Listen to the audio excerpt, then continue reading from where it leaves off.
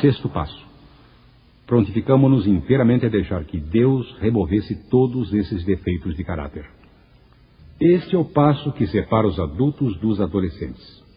Eis o que declara um clérigo muito querido, que, por sinal, é um dos melhores amigos de A.A. Ele prossegue para explicar que qualquer pessoa cheia de disposição e honestidade suficientes para, repetidamente, experimentar o sexto passo com respeito a todos os seus defeitos, em absoluto, sem qualquer reserva, tem realmente andado um bom pedaço no campo espiritual e, portanto, merece ser chamado de um homem que está sinceramente empenhado em crescer à imagem e semelhança do Criador. Evidentemente, a tão discutida pergunta sobre se Deus pode e quer, sob certas condições, remover os defeitos de caráter, será respondida afirmativamente pela quase totalidade dos membros de A.A. Para eles, esta proposição não será apenas teoria, será simplesmente uma das maiores realidades de suas vidas. Geralmente oferecerão suas provas em exposição semelhante a esta. É claro, estava vencido, completamente derrotado. Minha própria força de vontade simplesmente não funcionava no caso do álcool. Mudanças de ambiente, os melhores esforços de parentes, amigos, médicos e clérigos, nada adiantaram no caso do meu alcoolismo. Simplesmente não conseguia parar de beber, e nenhum ser humano parecia ter a capacidade de me ajudar. Porém, quando me dispus a limpar a casa e roguei a um poder superior, Deus, como eu compreendia, que me libertasse, então minha obsessão para o beber sumiu. Simplesmente foi arrancada de mim. Em reuniões de A.A. em todo o mundo, diariamente se ouvem declarações como esta. Está claro, para que todos possam ver, que a cada membro sóbrio de A.A. foi concedida a libertação desta muito obstinada e potencialmente fatal obsessão. Portanto, de forma literal e completa, todos A.A.s se prontificaram inteiramente a deixar que Deus removesse de suas vidas a mania pelo álcool. E Deus passou a fazer justamente isso. Havendo alcançado uma completa libertação do alcoolismo, por que então não deveríamos poder chegar, pelos mesmos meios, à perfeita libertação de qualquer outro problema ou defeito? Este é um enigma de nossa existência, para o qual a resposta certa só poderá estar na mente de Deus. Todavia, pelo menos uma parte da resposta nos é aparente.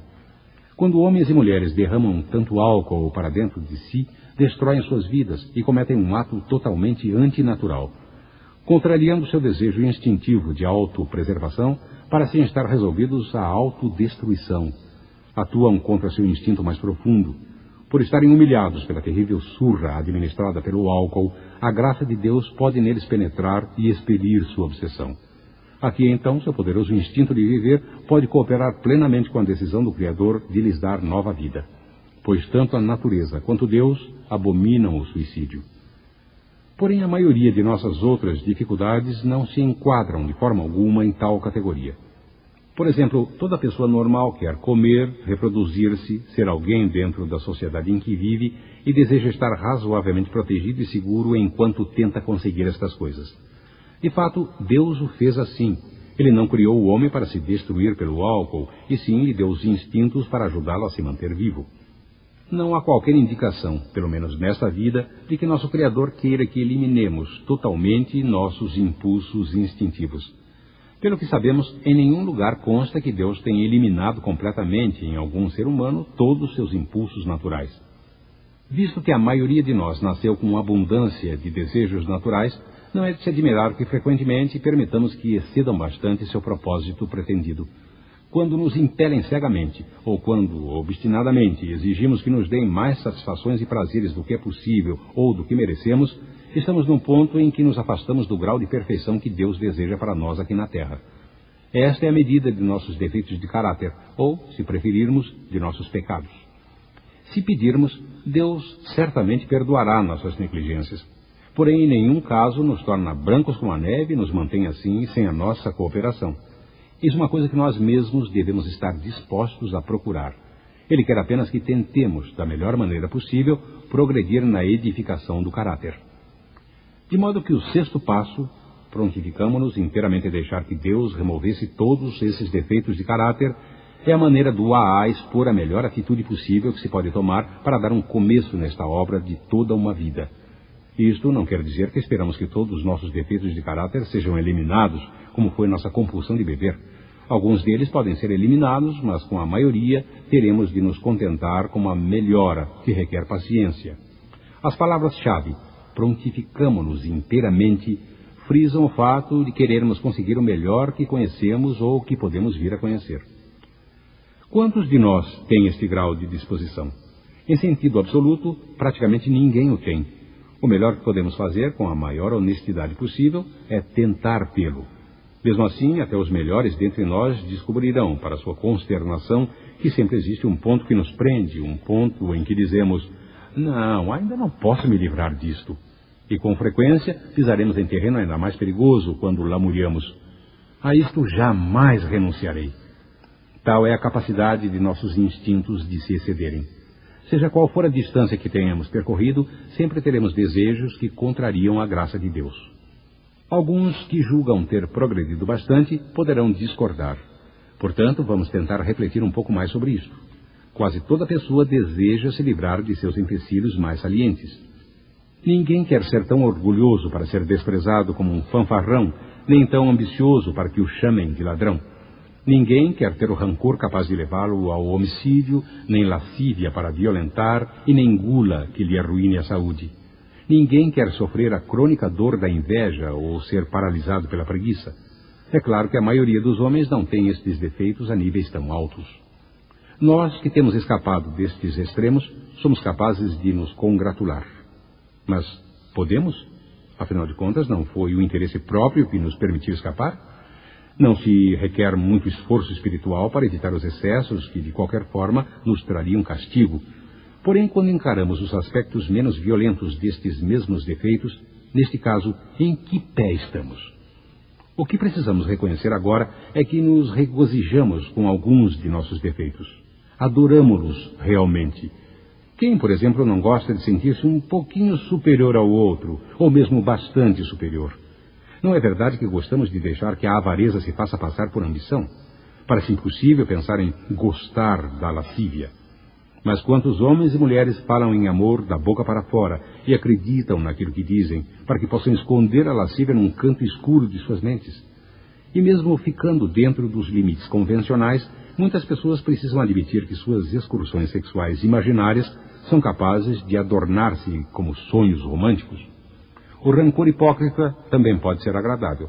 De um modo perverso, podemos até sentir satisfação pelo fato de que muitas pessoas nos aborrecem, pois isso nos traz uma sensação cômoda de superioridade. A fofoca acrescida de nossa ira, uma forma polida de homicídio por meio do assassinato do caráter, também traz suas satisfações para nós. Nestes casos, não estamos tentando ajudar aqueles que criticamos, estamos tentando proclamar nossa própria retidão. Quando a gula não chega a ser prejudicial demais, também lhe damos um nome mais brando. Dizemos que estamos desfrutando de um certo conforto. Vivemos num mundo repleto de inveja. Em grau maior ou menor, todos somos contaminados por ela. Deste defeito, certamente tiramos uma satisfação desnaturada, embora bem definida. Se assim não fosse, por que consumiríamos tanto tempo desejando o que não temos, em vez de trabalhar para obtê-lo, ou raivosamente procurando por qualidades que nunca teremos, em vez de nos ajustarmos ao fato e aceitá-lo? E quantas vezes trabalhamos incansavelmente, sem maior motivo do que para estar seguros e preguiçosos mais tarde, só que o chamamos de aposentadoria? Considere ainda nosso talento para a vagabundagem, o que é, na realidade, a preguiça em 5 sílabas. Não seria difícil a qualquer um apresentar uma boa relação de defeitos como estes, e poucos dentre nós pensariam seriamente em renunciar a eles, pelo menos até que nos causassem dano excessivo. Existem algumas pessoas que poderiam concluir que estão realmente prontas a permitir que todos os seus defeitos sejam removidos. Porém, até estas pessoas, se elaborassem uma relação de defeitos ainda mais brandos, seriam obrigados a admitir que prefeririam ficar com alguns deles. Portanto, parece evidente que poucos podem tornar-se de maneira rápida e fácil prontos para seguir rumo à perfeição espiritual e moral. Desejamos nos acomodar com apenas o necessário em perfeição que nos permita viver a vida, seja lá o que isso signifique para cada um de nós. Portanto, a diferença entre os adultos e os adolescentes é igual à que existe entre a luta por um objetivo qualquer de nossa escolha e a meta perfeita, que é de Deus. Muitos logo perguntarão: como é possível aceitar tudo em que implica o 6º passo? Ora, seria a perfeição? Parece uma pergunta difícil de responder, mas a bem dizer não é. Somente o primeiro passo, onde admitimos inteiramente nossa impotência perante o álcool, pode ser praticado com absoluta perfeição. Os outros 11 passos enunciam ideais perfeitos. São metas que contemplamos e as medidas frente às quais estimamos nosso progresso. Sob este prisma, o sexto passo ainda é difícil, mas está longe de ser impossível. A única coisa urgente é que comecemos e sigamos tentando. Se quisermos obter algum resultado concreto na prática deste passo para a solução de problemas fora do álcool, precisaremos fazer uma nova tentativa no sentido de limparmos a mente dos preconceitos. Precisamos erguer nosso olhar em direção à perfeição e estar prontos para caminhar nessa direção. Raramente importará a velocidade com que andamos. A única pergunta será: estamos prontos? Contemplando de novo aqueles defeitos a que ainda não estamos dispostos a renunciar, deveríamos ser menos teimosos. Talvez ainda sejamos obrigados, em alguns casos, a dizer: a isto não posso renunciar ainda. Mas nunca devíamos nos dizer: a isto jamais renunciarei. Vamos consertar o que parece ser uma abertura perigosa que permanece. Sugere-se que devemos estar inteiramente dispostos a procurar a perfeição. Notamos, contudo, que alguma demora poderia ser perdoada. Esta palavra, na mente de um alcoólico cheio de desculpas, certamente poderia ter o sentido de um prazo longo. Poderia dizer: como é simples! Claro, caminharei para a perfeição, mas certamente não tenho pressa. Talvez possa evitar tratar indefinidamente alguns dos meus problemas. Naturalmente, isto não bastará. Esta maneira de enganar a si mesmo deverá ser eliminada, assim como outras prazerosas autojustificações. No mínimo, teremos de enfrentar alguns de nossos piores defeitos de caráter e tomar medidas para removê-los o mais rápido possível. No momento em que dizemos: não, nunca, nossa mente se fecha para a graça de Deus.